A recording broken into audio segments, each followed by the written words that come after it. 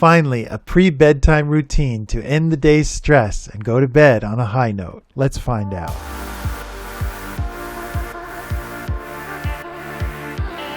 Welcome to another edition of Shine 365, where our job is to help you lead a better life.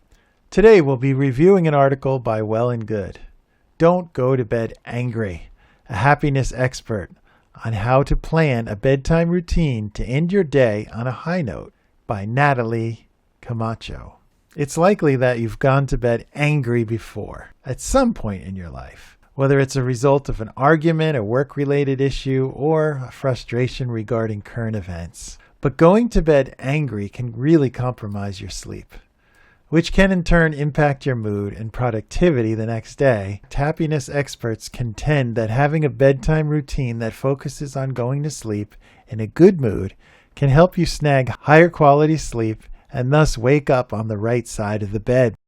For a lot of people, certainly for me as well, it's hard to wind down and make sure that you get in bed when you should.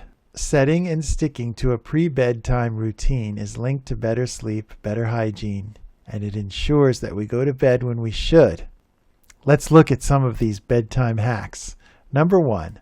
Set a bedtime and stick to it. Ruben says that setting a realistic bedtime can help you end your days on a happier note because you'll be proud of yourself for sticking to your bedtime, and you'll feel better equipped to tackle the next day knowing that you're going to get a good night's sleep. If you struggle to get into bed with enough time to give you the recommended amount of sleep, it could be helpful to actually set an alarm on your phone or on your clock to go to bed the same way you would if you were waking up. Number 2, journal. When done consistently, journaling can function as a gift to your mental health. And experts agree it's a great way to end days on a high note because you leave the nagging stressors in your journal rather than in your head where you can think about them over and over again. You don't want to do that. Write them down in the journal, forget about them. One thing I have is a 1-sentence journal, and a lot of people like that because it's very manageable. 1 sentence, write down what's on your mind, get it out of your head, 1 and done. Number 3, express gratitude.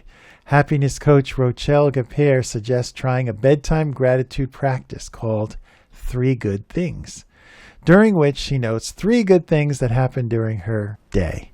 As I'm doing my 3 good things exercise, I am consciously going through my day, finding things to be grateful for or finding good things. This exercise helps put things in perspective, which is something you need right before bed. Number 4, get ready for bed well before bedtime, and this is key. Ruben says that starting her pre-bedtime routine long before she plans to actually turn off the lights has been extremely helpful to her sleep hygiene and has helped her simply roll into bed when she's tired.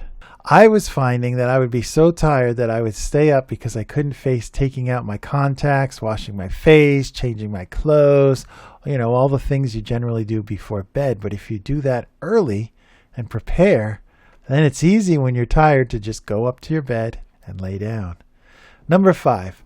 And this should be a no-brainer. Shut down all your electronic devices.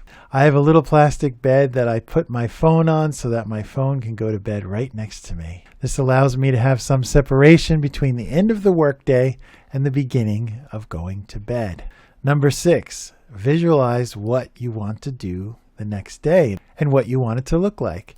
This can help you end your day on a high note because you get a sense of what you're going to do the next day. When you go to bed with a sense of calm, you also have a sense of control. So you're not going to sleep feeling overwhelmed with everything that you have to do. Think about what you have to do and put it in perspective. And finally, number 7, if you've got a lot of energy and you don't feel tired, go for a walk. Short walk. Max says this works for him because he tends to have a lot of energy right before bed. If you also tend to feel more awake, even though you're supposed to be hitting the hay, going on walks may help that energy dissipate, which in turn can make the winding down process easier. So these were 7 steps, 7 easy, straightforward steps that you can use to help alleviate the stress of the day, look forward to the next morning, and get a good night's sleep. If you've enjoyed this podcast, please give us a thumbs up, like, and subscribe. And as always, we'll see you next time on Shine 365.